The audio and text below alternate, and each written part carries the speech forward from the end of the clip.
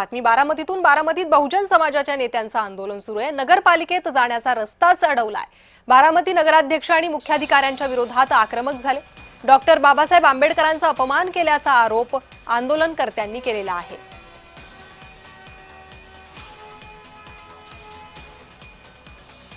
तर त्यांच्याशी संवाद साधलाय आमचे प्रतिनिधी नवनाथ बोरकर यांनी। ऐकूया।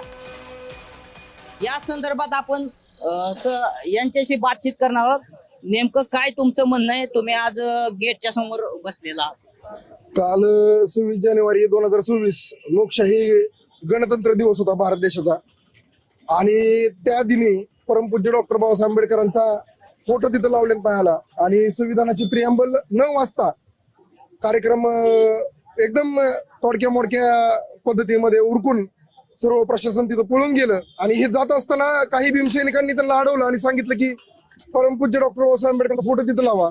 आमचे संघमित्र तिथं नवनिर्वाचित नगरसेविका तिथं भांडली की फोटो तिथं लावा, त्यांनी लावलं नाही। एकंदरीत राज्य सरकार म्हणजे देशामध्ये संविधानाचा अमृत महोत्सव साजरा करते।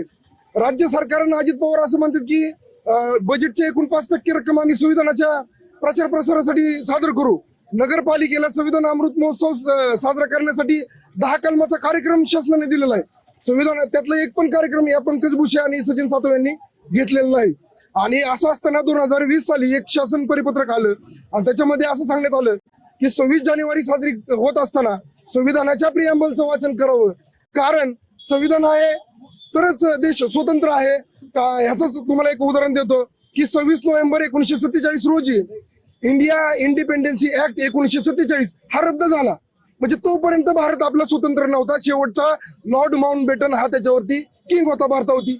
म्हणजे आपण तोपर्यंत स्वतंत्र नव्हतो। 26 नोव्हेंबरला आपण संविधानाच्या माध्यमातून स्वतंत्र झालो आणि संविधानाच्याच माध्यमातून आपण प्रजासत्ताक झालो, लोकशाही गणराज्य निर्माण झालं। आणि ह्या दिनाला संविधानाला बायकॉट करणे म्हणजे मनोवादी विचारसरणीचा उहापोह करणे, त्याचं उदात्तीकरण करणे। आता तुमची नेमकी मागणी काय आहे? आमची मागणी आहे की संविधान सभेने परमपूज्य डॉक्टर बाबासाहेब आंबेडकरांना घटनाकार म्हणलं होतं, भारतीय घटनेचे शिल्पकार म्हणलं होतं संविधान सभेने।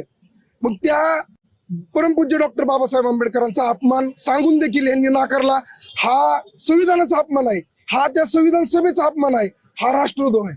त्याच्यावरती त्यांनी माफी मागावी, मीडियामध्ये येऊन त्यांनी जाहीर माफी मागावी, आणि जर तसं नसेल तर त्यांनी राजीनामा द्यावा, माफी मागावी, अन्यथा राजीनामा द्यावा अशी मागणी देखील आता करण्यात आलेली आहे। नवनाथ बोरकर, जय महाराष्ट्र न्यूज, बारामती।